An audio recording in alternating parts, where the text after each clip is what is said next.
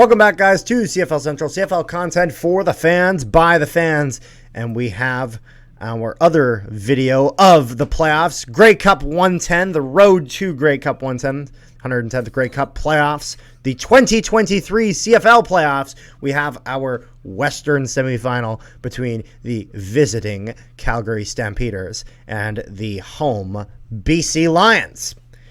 There's a lot of interesting factors, and similar to the Hamilton-Montreal situation, these two teams have played each other recently. However, the big difference is that when BC and Calgary played against each other, the game actually mattered, which meant that it was more of an accurate representation of these two teams, as BC was still hoping for that number one spot in the West, which, based on the fact that they're in this game, they obviously did not get. And Calgary was hoping to get into the playoffs, and by winning that game, forcing Saskatchewan to try to beat Toronto. They almost did, actually. However, they came up short.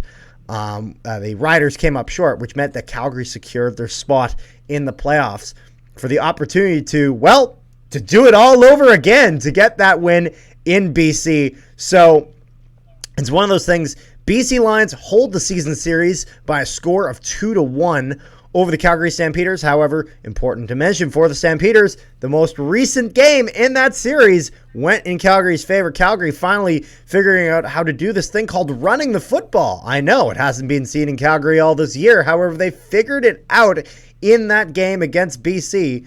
So, Rick, how are you feeling? Because for me, there's just so many variables. There's so much going on.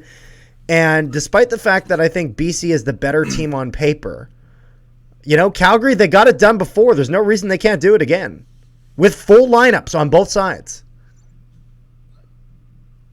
My whole thing, it comes down to which version of Adams we get and which version of Jake Maier we get. That's true. I think Jake Maier has been consistently mid a lot of the season. So I think in Calgary, it's a lot more of what you're getting. In BC, with Dane Evans, not with Dane Evans, but with Vernon Adams Jr., he's done well. If you get Dane Evans, that's a real wild card. If you get Dane Evans, that's a real flip a coin, see how it goes. Do we get BC Lions or do we get Hamilton Tiger Cats Dane Evans? Because we've seen Hamilton Tiger Cats Dane Evans in BC game against Winnipeg, but not every game. It is. Or you get your Vernon Adams 6 interceptions against Toronto. Exactly, that's a good point as well. I forgot about that game. Yeah, I was at that game too. That was something. Hilarious. I was hoping for them to beat Toronto. Mainly, even though it was beneficial to us, I wanted to see Toronto lose. But it's one of those things where it was kind of, even though I was hoping for them to win, it was actually kind of nice because it's like, if we have to play these guys in the playoffs, if he's throwing 6 picks a game, that's not bad. So the funny note is, yep. So going back to my lovely sack numbers.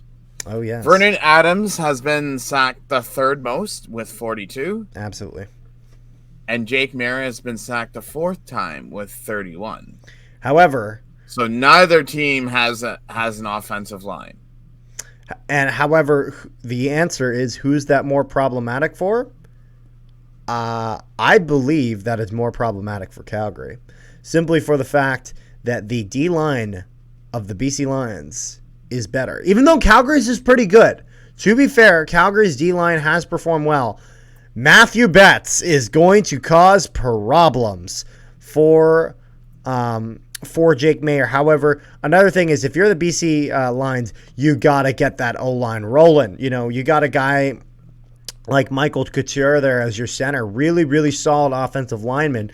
And he's flanked by guys that, kind of can't get the job done. Michael Couture, one thing that's important to notice, if you ever watch the offensive line of the BC Lions, every time that Vernon Adams Jr. is getting sacked, take a look at how that guy got there. Was it Couture's guy? Nope, it wasn't. It was either coming from his left or right flank, and it was really collapsing that pocket in on him. So it's one of those things where Vernon Adams Jr. is most likely going to have to be able to move outside the pocket, ideally, to be able to make some moves. However, it's one of those things where I think for the BC Lions, they just they got to make sure that they have that locked down and they're really able to play solid. As you know, it's one of those things where the Calgary Stampeders, they're going to be putting pressure. So, funny stat is, you probably would not have seen this coming. So, Dedrick Mills has 714 rushing yards. Kadeem Carey has 476. Yep. Peyton Logan has 147. So, there's 3 just there for Calgary. Yep. You go over to BC side. Mizell, 773. Vernon Adams in second with 324. Shivers, 84. I see. So I see. Calgary has the better rushing game. Yeah, it's the big question mark that I have for Calgary isn't the defense. There's another spot that they are not even close. Sorry about that, y'all. No, literally just the recording kind of like cut out a little bit. So Rick, actually, if you can repeat the question? Yeah, so what I was getting at is the big question mark that this game is going to have is the receivers. Yeah, no, that's fair.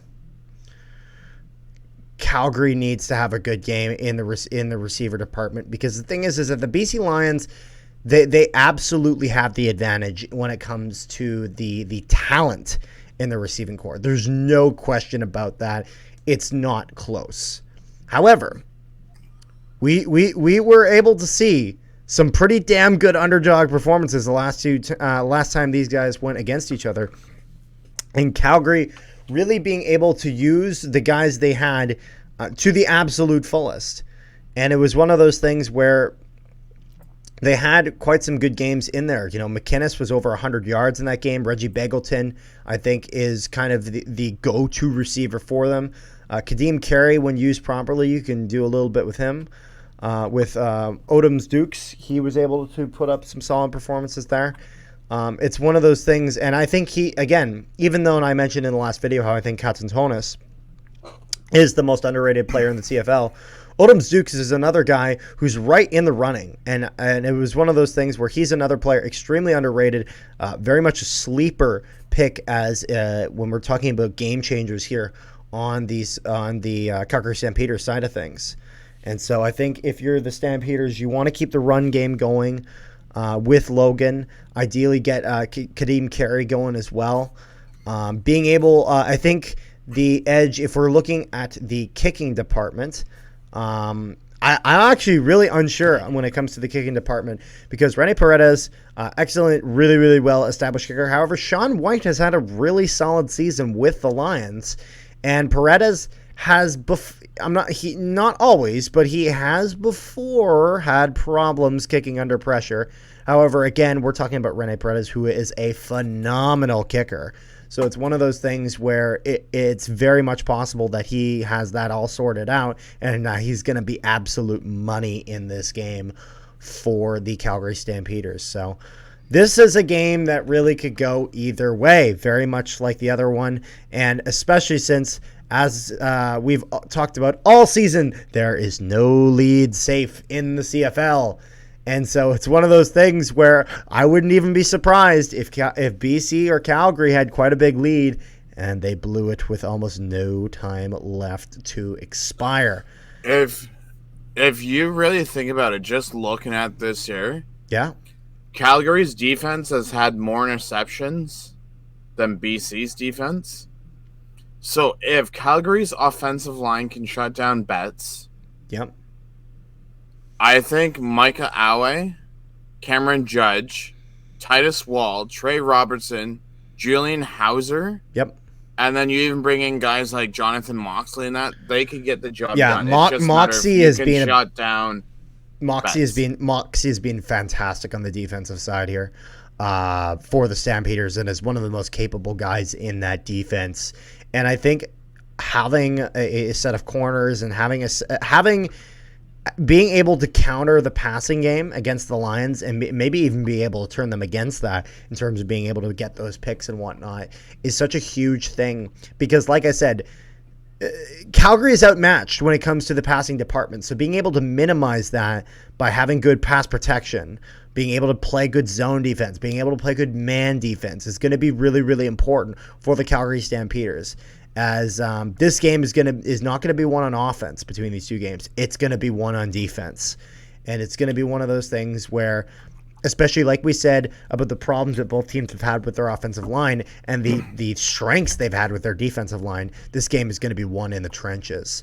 And it's going to be one of those things where if Vernon Adams Jr. is maybe throwing those picks, take a look at how much pressure he got before that happened. If Jake Mayer's throwing picks, take a look at how much pressure he got before that happened. This game will be won and lost in the trenches and when these guys are playing defense. And all things considered, I have to narrowly. Are we doing picks or no? No. Well, we'll do picks, and then there's something that I wanted to. Well, here you add your one more thing in, then we'll do picks afterwards. Yeah, picks go at the end. So I found this when I was doing a podcast for someone else the other day. I don't know if you've seen it, but the CFL simulation for the playoffs. Good stuff.